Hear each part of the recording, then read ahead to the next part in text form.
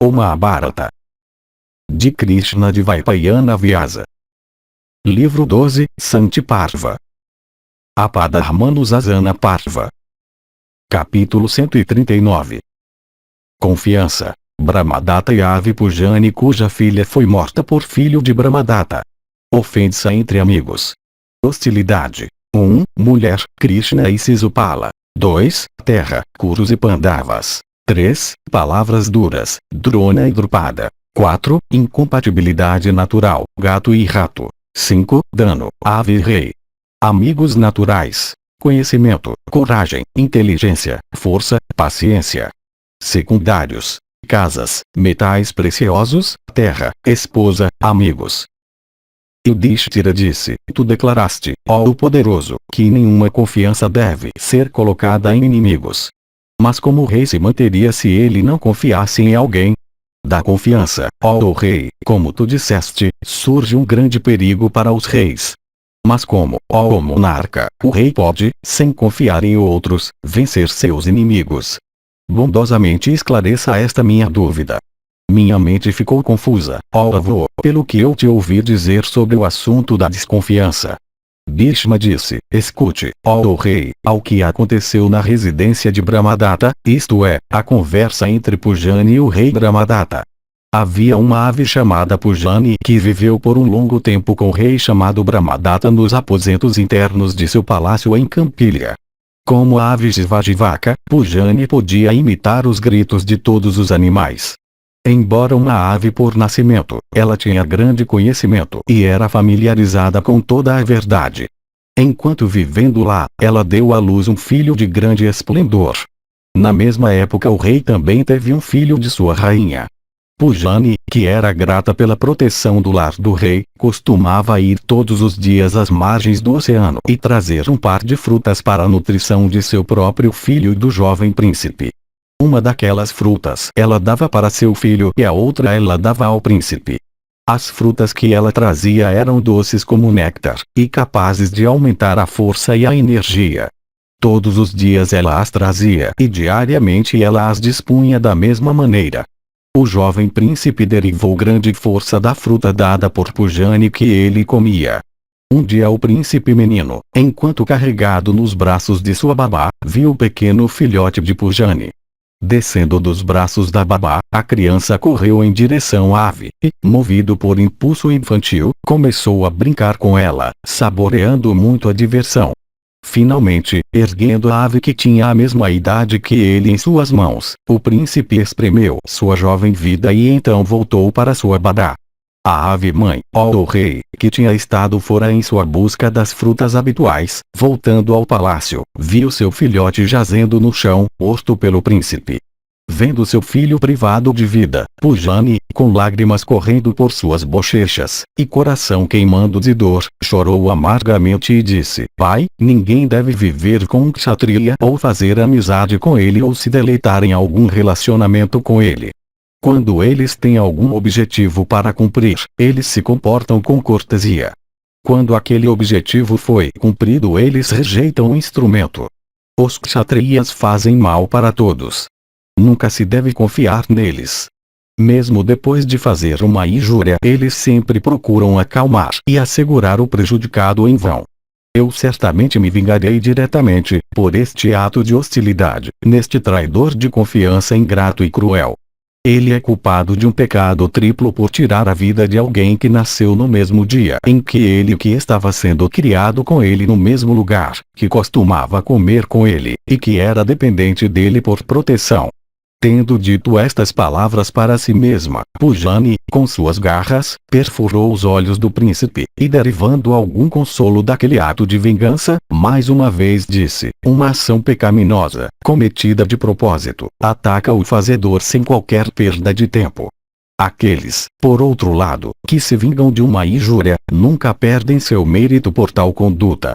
Se a consequência de uma ação pecaminosa não for vista no próprio perpetrador, ela certamente será vista, ó o rei, em seus filhos ou filhos do filho ou filhos da filha.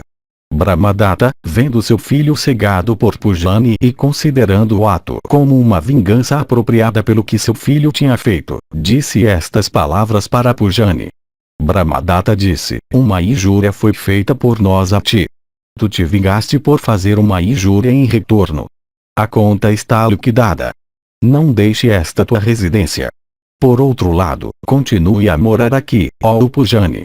Pujani disse: se uma pessoa tendo uma vez prejudicado outra, continua a morar com aquela outra, aqueles que possuem conhecimento nunca aprovam sua conduta. Sob tais circunstâncias é sempre melhor o ofensor deixar sua antiga moradia. Nunca se deve colocar confiança nas garantias calmantes recebidas de uma pessoa prejudicada.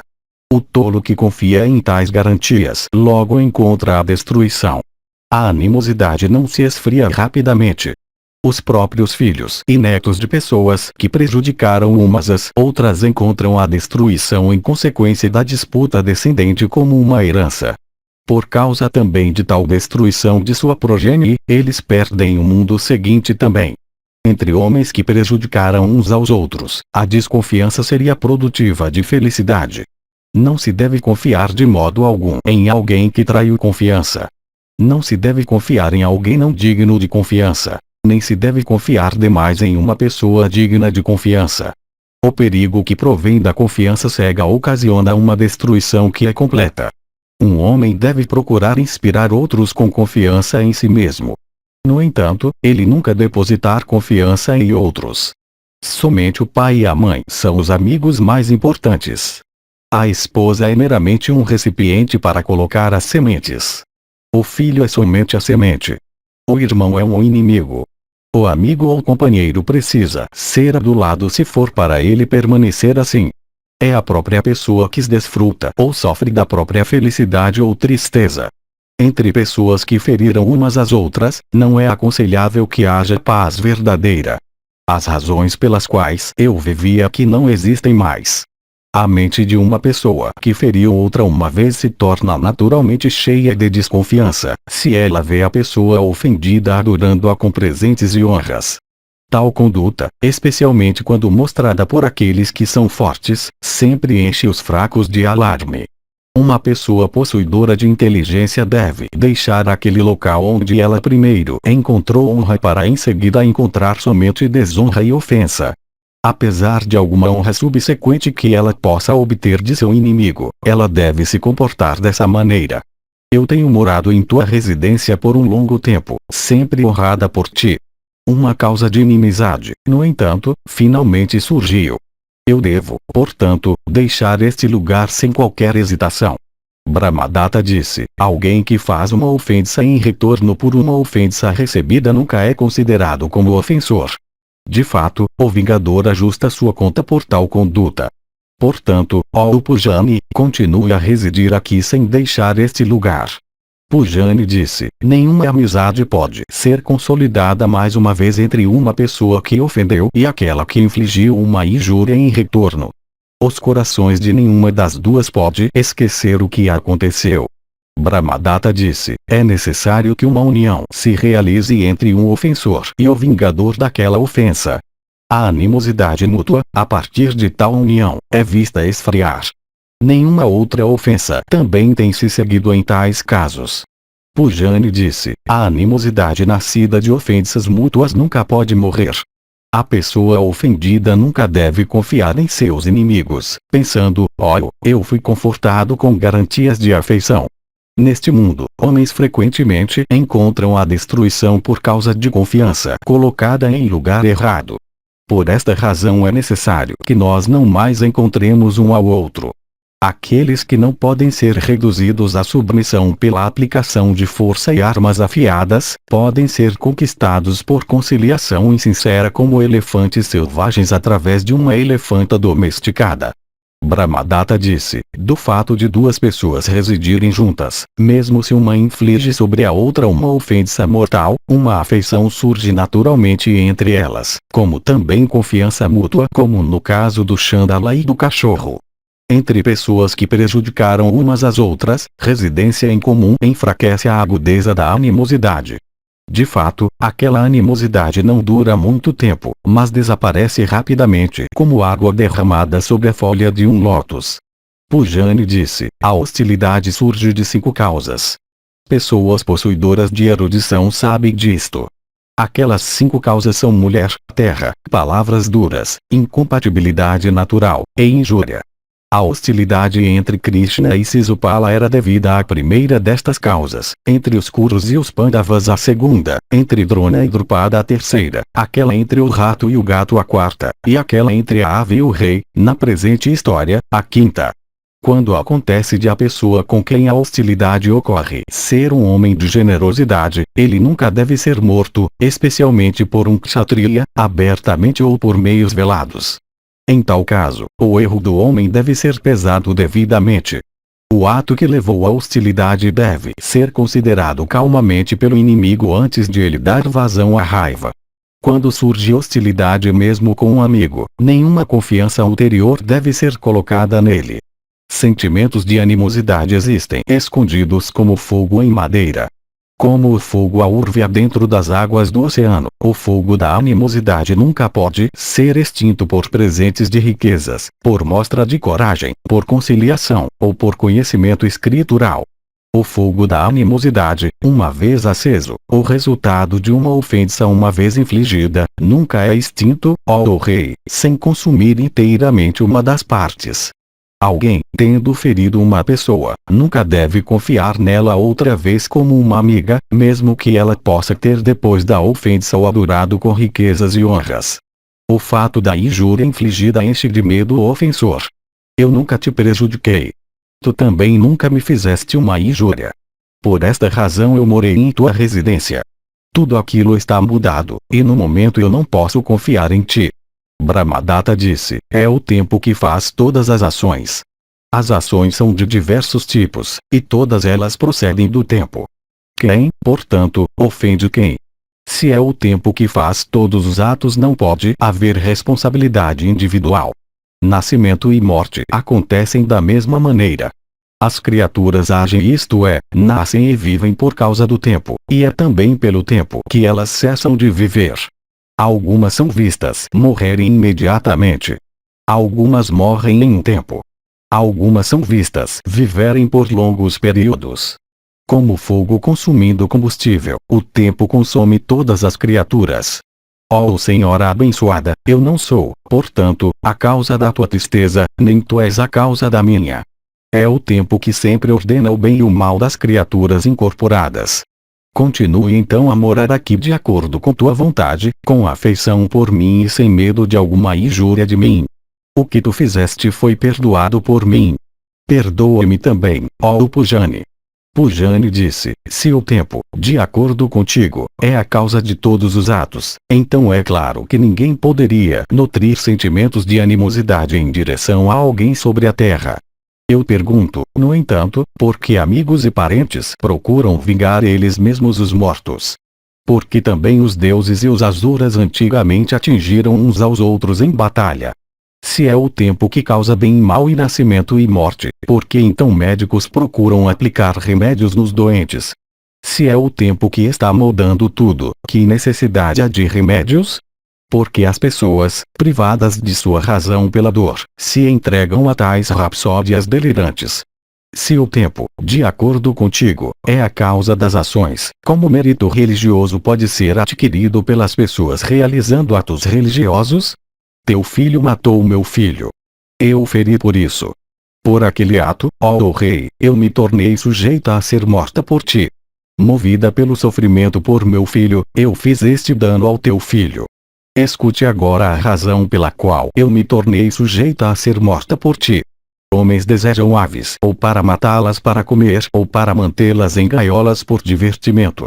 Não há terceira razão além de tal matança ou prisão pela qual homens procurariam indivíduos da nossa espécie. Aves, também, por medo de serem mortas ou presas pelos homens, procuram segurança na fuga. Pessoas conhecedoras dos Vedas dizem que morte e prisão são ambas dolorosas. A vida é cara para todos. Todas as criaturas são feitas miseráveis pela dor e aflição. Todas as criaturas desejam felicidade. A tristeza provém de várias fontes. Decrepitude, ó Brahmadatta, é tristeza. A perda de riqueza é tristeza. A proximidade de qualquer coisa desagradável ou má é tristeza. Separação ou dissociação de amigos e objetos agradáveis é tristeza. A tristeza surge da morte e prisão. A tristeza surge de causas ligadas com mulheres e de outras causas naturais. A tristeza que surge da morte de crianças altera e aflige imensamente todas as criaturas. Algumas pessoas tolas dizem que não há tristeza na tristeza de outros. Isto é, elas são indiferentes à tristeza de outras pessoas. Somente quem não sentiu qualquer tristeza ele mesmo pode falar assim no meio de homens. Aquele, no entanto, que tem sentido tristeza e miséria nunca ousaria falar dessa maneira. Alguém que sentiu as dores de todos os tipos de tristeza sente a tristeza dos outros como sua. O que eu te fiz, ó rei, e o que tu me fizeste, não pode ser limpo nem por 100 anos. Depois do que nós fizemos um para o outro, não pode haver uma reconciliação. Sempre que acontecer de tu pensares em teu filho, tua animosidade em direção a mim será revigorada. Se uma pessoa, depois de se vingar de uma ofensa, deseja fazer as pazes com o ofendido, as partes não podem ser reunidas devidamente, assim como os fragmentos de um vaso de terra. Homens conhecedores das Escrituras declaram que confiar nunca produz felicidade. O próprio Zanas cantou 2 versos para a Pralada nos tempos passados. Aquele que confia nas palavras, verdadeiras ou falsas, de um inimigo, encontra a destruição como um buscador de mel, em uma cova coberta com grama seca. Buscadores de mel dirigem suas paradas por colinas e vales por observarem atentamente o curso do voo de abelhas. Consequentemente eles encontram quedas frequentes. Animosidades são vistas sobreviverem à própria morte de inimigos, pois pessoas falam das brigas anteriores de seus pais falecidos perante seus filhos sobreviventes. Reis extinguem animosidades por recorrerem à conciliação, mas, quando chega a oportunidade, eles quebram seus inimigos em pedaços como jarros de terra cheios de água lançados sobre pedra. Se o rei prejudica uma pessoa, ele nunca deve confiar nela outra vez. Por confiar em uma pessoa que foi prejudicada, alguém tem que sofrer uma grande miséria. Brahmadatta disse: nenhum homem pode alcançar a realização de algum objetivo por se recusar a confiar em outros. Por nutrir medo, alguém é sempre obrigado a viver como uma pessoa morta. Pujani disse: alguém cujos pés foram feridos certamente sofrerá uma queda. Se ele procurar se movimentar, ele só pode se mover com cautela. Um homem que tem olhos feridos, por abri-los contra o vento, os encontra muito atormentados pelo vento. Aquele que, sem conhecer sua própria força, entra em um caminho vicioso e persiste em andar por ele, logo perde sua própria vida como a consequência. O homem que, desprovido de esforço, cultiva sua terra, desconsiderando a estação das chuvas, nunca consegue obter uma colheita. Aquele que come todos os dias alimento que é nutritivo, seja ele amargo ou adstringente ou saboroso ou doce, desfruta de uma vida longa. Aquele, por outro lado, que desconsidera alimento saudável e come aquele que é prejudicial sem olhar para as consequências, logo encontra com a morte. Destino e esforço existem, dependendo um do outro. Aqueles que são de almas nobres realizam atos bons e grandiosos, enquanto eunucos somente cortejam o destino. Seja rude ou brando, um ato que é benéfico deve ser feito. O infeliz homem de nação, no entanto, é sempre oprimido por todos os tipos de calamidade. Portanto, abandonando tudo mais, uma pessoa deve aplicar sua energia. De fato, desconsiderando tudo, homens devem fazer o que é produtivo de bem para si mesmos. Conhecimento, coragem, inteligência, força e paciência são considerados como amigos naturais de uma pessoa. Aqueles que possuem sabedoria passam suas vidas neste mundo com a ajuda destes 5. Casas, metais preciosos, terra, esposa e amigos. Estes são citados pelos eruditos como fontes secundárias de bem. Um homem pode obtê-los em todos os lugares. Uma pessoa possuidora de sabedoria pode estar muito satisfeita em todos os lugares. Tal homem brilha em todos os lugares. Ele nunca inspira medo em alguém. Se procurado ser assustado, ele nunca cede ao medo. A riqueza, embora pouca, que é possuída em qualquer tempo por um homem inteligente com certeza aumentará. Tal homem faz todas as ações com inteligência. Por autodomínio, ele consegue alcançar grande fama. Homens de pouca compreensão que mantêm um lar, têm que tolerar esposas rabugentas que comem sua carne como a cria de um caranguejo comendo sua mãe. Há homens que, devido à perda de inteligência, ficam muito tristes pela probabilidade de deixar o lar. Eles dizem para si mesmos: estes são nossos amigos. Este é nosso país.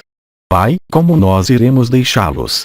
Uma pessoa deve certamente deixar o país de seu nascimento se ele for afligido por praga ou fome. Deve-se viver em seu próprio país, respeitado por todos, ou ir para um país estrangeiro para viver lá. Eu irei, por esta razão, me dirigir para alguma outra região. Eu não ouso viver mais neste lugar, pois eu fiz um grande mal para teu filho. Ó rei, um homem deve de uma distância abandonar uma má esposa, um mau filho, o rei mau, um amigo mau, uma aliança má, e um país mau. Não se deve colocar nenhuma confiança em um mau filho. Que alegria alguém pode ter com uma má esposa? Não pode haver alguma felicidade em um reino mau. Em um país mau não se pode esperar conseguir um meio de vida. Não pode haver companhia duradoura com um amigo mau cujo afeiçoamento é muito incerto. Em uma aliança má, quando não há necessidade para isso, há desgraça. É uma esposa, de fato, aquela que fala somente o que é agradável. É um filho aquele que faz o pai feliz. É um amigo aquele em quem alguém pode confiar. É um país, de fato, aquele onde alguém obtém seu sustento. É um rei de governo perfeito aquele que não oprime, que cuida dos pobres e em cujos territórios não há medo. Esposa, país, amigos, filhos, amigos, e parentes, todos esses um homem pode ter se acontecer de o rei ser possuidor de habilidades e olhos virtuosos. Se acontece de o rei ser pecaminoso, seus súditos, por suas opressões, encontram a destruição. A rei é a base do triplo agregado virtude, riqueza e prazer de uma pessoa. Ele deve proteger seus súditos com cuidado. Pegando deles uma sexta parte de sua riqueza, ele deve proteger eles todos. Aquele rei que não protege seus súditos é realmente um ladrão. Aquele rei que, depois de dar garantias de proteção, não as cumpre, por ganância, aqueles soberanos de alma pecaminosa, toma sobre ele mesmo os pecados de todos os seus súditos e ao final cai no inferno. O rei, por outro lado, que, tendo dado garantias de proteção, as cumpre, vem a ser considerado como um benfeitor universal por proteger todos os súditos. O Senhor de todas as criaturas, isto é, Mano, disse que o rei tem 7 atributos. Ele é mãe, pai, preceptor, protetor, fogo, Vaisravana e ama. O rei por se comportar com compaixão em direção a seu povo é chamado de seu pai. O súdito que se comporta falsamente para com ele toma nascimento em sua próxima vida como um animal ou uma ave. Por fazer bem para eles e por cuidar dos pobres, o rei se torna uma mãe para seu povo. Por chamuscar os maus, ele vem a ser considerado como fogo, e por reprimir os pecaminosos, ele vem a ser chamado de ama.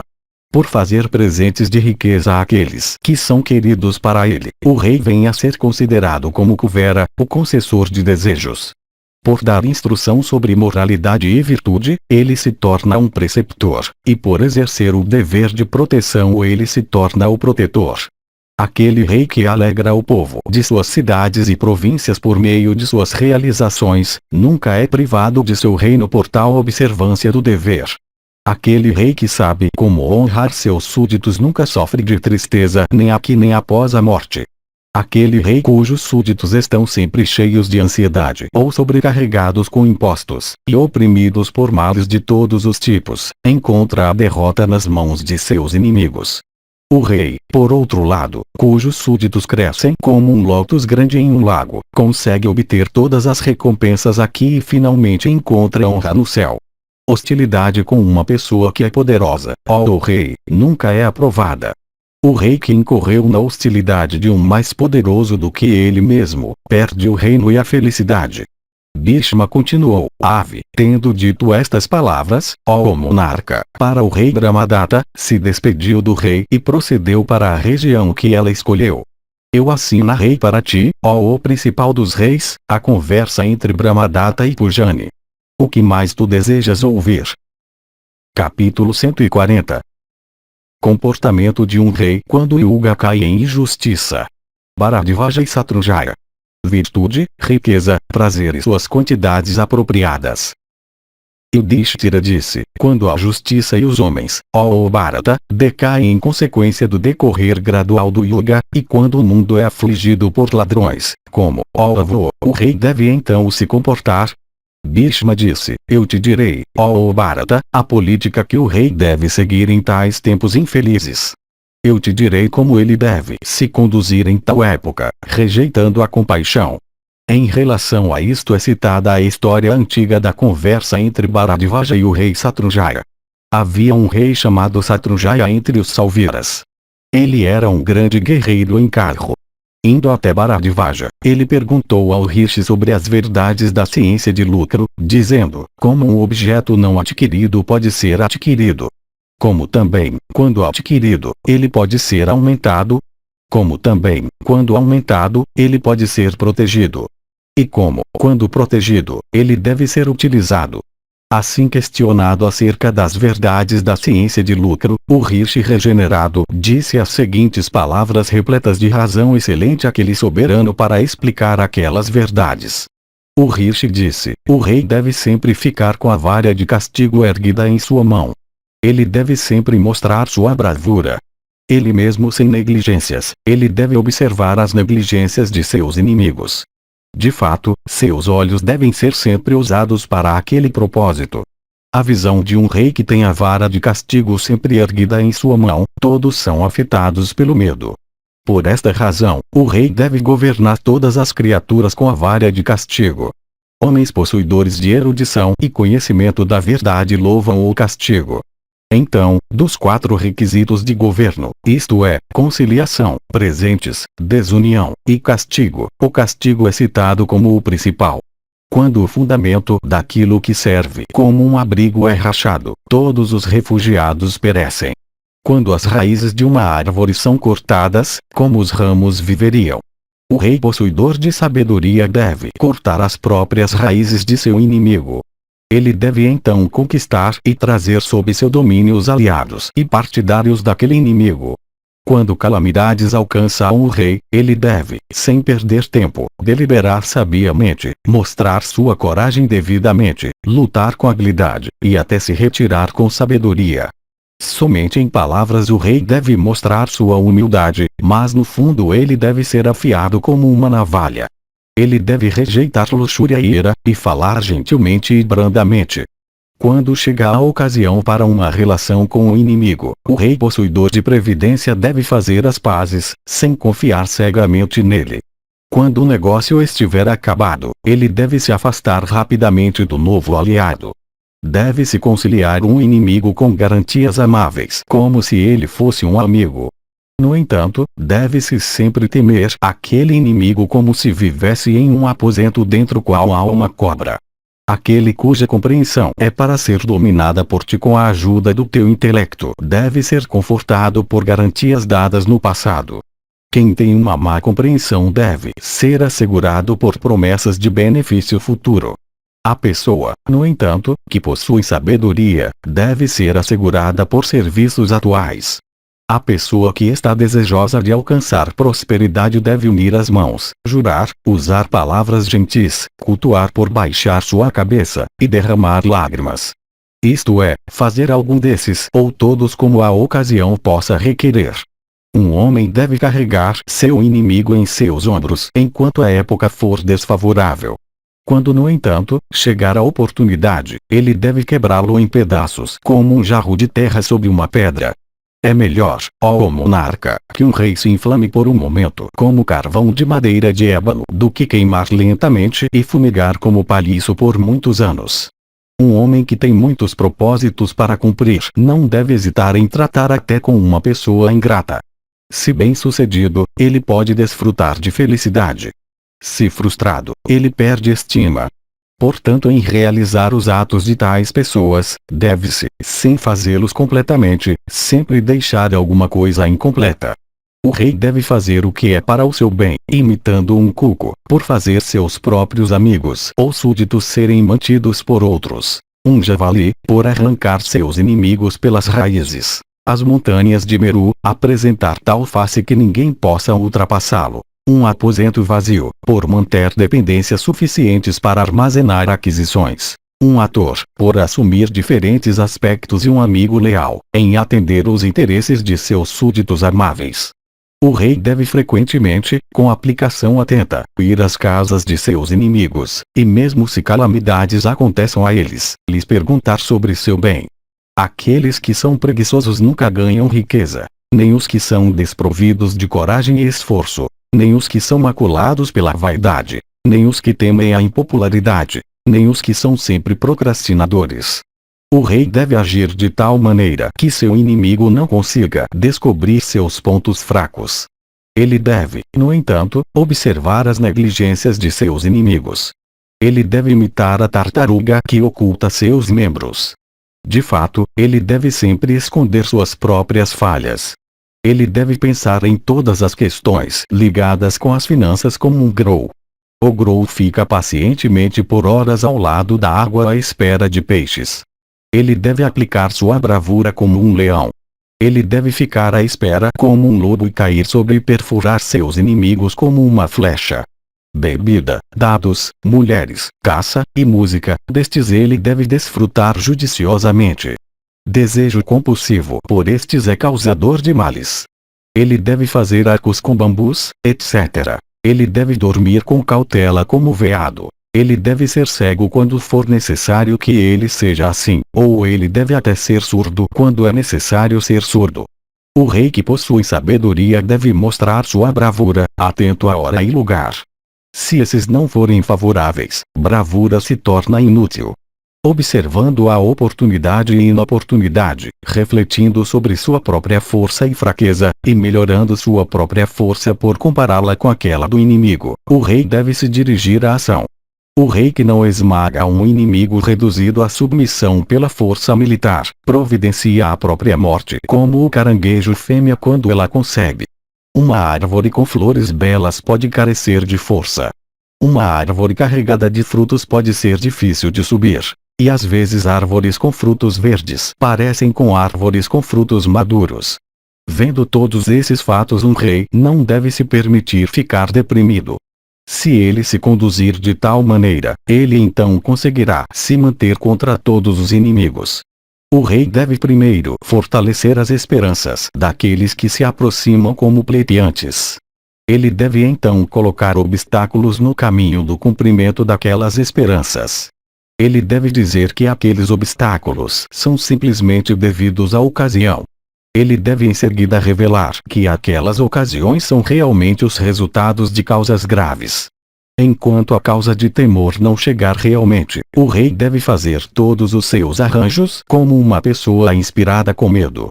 Quando, no entanto, a causa de temor chegar até ele, ele deve atacar destemidamente. Nenhum homem pode colher benefício sem correr perigo. Se, também, ele conseguir preservar sua vida em meio ao perigo, ele certamente ganhará grandes benefícios. O rei deve averiguar todos os perigos futuros. Quando eles estiverem presentes, ele deve vencê-los. E para que eles não cresçam outra vez, ele deve, mesmo depois de vencê-los, pensar neles como não vencidos. O abandono da felicidade atual e a perseguição daquela que é futura, nunca é a política de uma pessoa possuidora de inteligência. O rei que, tendo feito as pazes com um inimigo, dorme tranquilamente, em verdade é como um homem que, dormindo no topo de uma árvore, desperta depois de uma queda. Quando um homem cai em desgraça, ele deve se erguer por todos os meios em seu poder, brandos ou rigorosos. E depois de tal ascensão, quando competente, ele deve praticar virtude. O rei deve sempre honrar os inimigos de seus inimigos. Ele deve tomar seus próprios espiões como agentes empregados por seus inimigos. O rei deve cuidar para que seus próprios espiões não sejam reconhecidos por seu inimigo. Ele deve fazer espiões de ateus e ascetas e enviá-los aos territórios de seus inimigos. Ladrões pecaminosos, que pecam contra as leis da justiça e que são incômodos ao lado de todas as pessoas, entram em jardins e lugares de diversão e casas fundadas para dar água potável para viajantes com sede, e em hospedarias públicas e bares e casas de má fama e lugares santos e assembleias públicas. Eles devem ser reconhecidos e presos e suprimidos.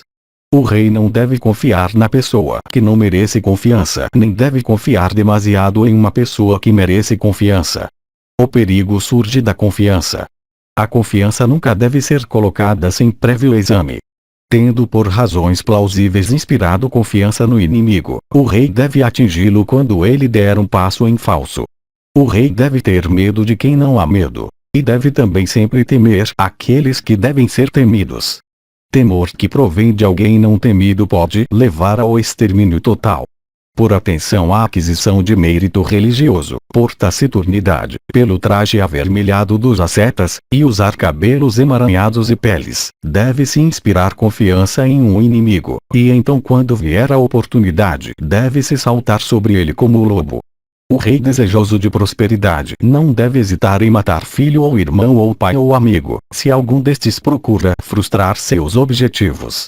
O próprio preceptor, se acontecer de ele ser arrogante, ignorante do que deve e do que não deve ser feito, e um seguidor de caminhos iníquos, merece ser reprimido pelo castigo.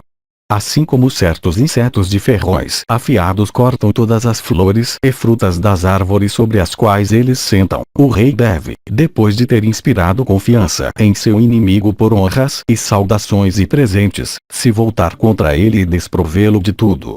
Sem perfurar os próprios órgãos vitais de outros, sem realizar muitos atos severos, sem massacrar criaturas vivas, seguindo a maneira do pescador, não se pode adquirir grande prosperidade. Não há espécies separadas de criaturas chamadas de inimigos ou amigos.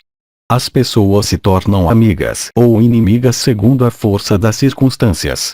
O rei nunca deve permitir que seu inimigo escape mesmo que o inimigo se entregue a lamentações comoventes.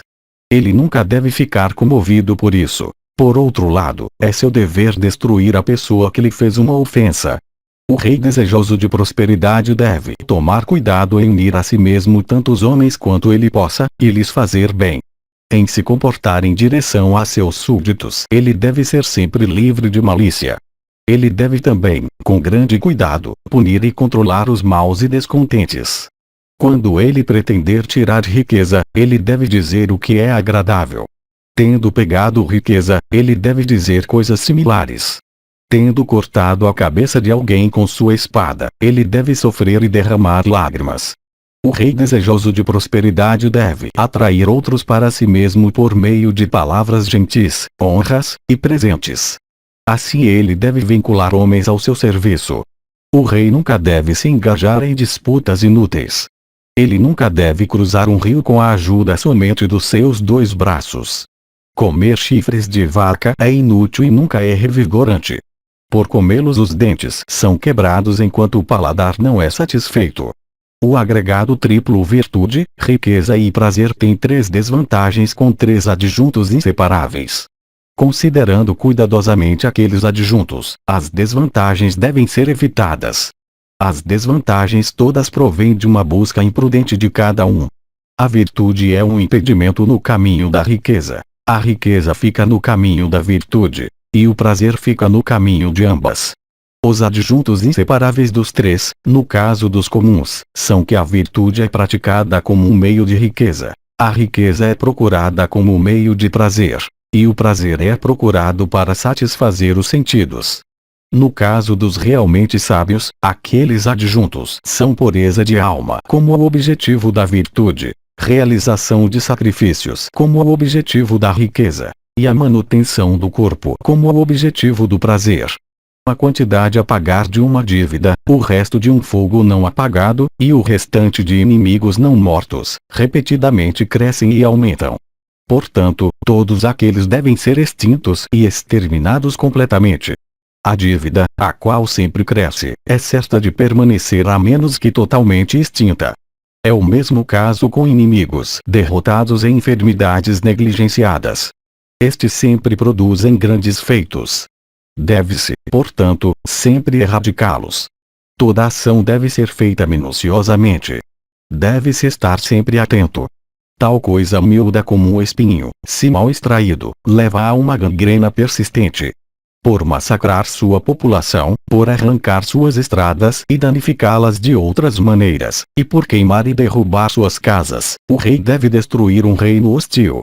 O rei deve ver de longe como o urubu, ser imóvel como um grou, vigilante como um cachorro, valente como um leão, temível como um corvo, e penetrar nos territórios de seus inimigos como uma cobra, com facilidade e sem ansiedade. O rei deve conquistar um herói por unir suas palmas, um covarde por inspirá-lo com medo, e um homem cobiçoso por meio de presentes de riqueza, enquanto com o igual ele deve travar guerra. Ele deve ser cuidadoso em produzir desunião entre os líderes de partidos e em conciliar aqueles que lhe são caros. Ele deve proteger seus ministros da desunião e destruição. Se o rei se torna compassivo, as pessoas o desconsideram. Se ele se torna severo, as pessoas sentem isso como uma aflição. A regra é que ele deve ser rigoroso quando a ocasião requerer rigor, e suave quando a ocasião requerer suavidade. Pela suavidade o suave deve ser cortado. Pela suavidade alguém pode destruir aquilo que é feroz. Não há nada que a suavidade não possa efetuar. Por essa razão, a suavidade é citada como sendo mais afiada do que a ferocidade. O rei que se torna indulgente quando a ocasião requer indulgência e que se torna severo quando severidade é necessária, tem sucesso em realizar todos os seus objetivos, e em eliminar todos os seus inimigos. Tendo atraído a animosidade de uma pessoa possuidora de conhecimento e sabedoria, não se deve tirar conforto da convicção de que está a uma distância do inimigo. De longo alcance são os braços de um homem inteligente pelos quais ele fere quando ferido. Não se deve procurar cruzar o que realmente não pode ser cruzado. Não se deve arrebatar do inimigo aquilo que o inimigo possa recuperar. Não se deve procurar cavar em absoluto se por cavar não se conseguir chegar à raiz da coisa pela qual se cava. Nunca se deve golpear alguém cuja cabeça alguém não cortaria. O rei não deve agir sempre dessa maneira. Este rumo de conduta que eu declarei deve ser seguido somente em épocas de dificuldade. Inspirado pelo motivo de fazer o bem para ti, eu disse isso para te instruir a respeito de como tu deves te conduzir quando atacado por inimigos. Bhishma continuou, o soberano do reino dos Salviras, ouvindo estas palavras faladas por aquele Brahmana inspirado com o desejo de lhe fazer bem, obedeceu aquelas instruções alegremente e obteve com seus parentes e amigos uma prosperidade resplandecente.